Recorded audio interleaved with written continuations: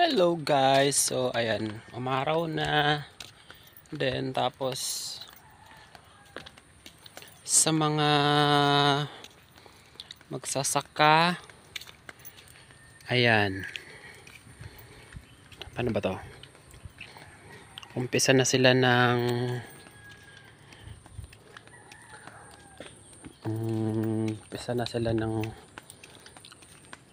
pag ano ng palayan kasi matubig kasi ilang week ata yung ulan ng ulan eh. So ayan, mag-aararo na yung iba.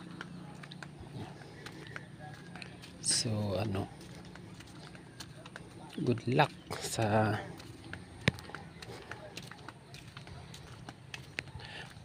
magigiting nating mga farmers kasi sila yung nagsasaka para tayo may makain.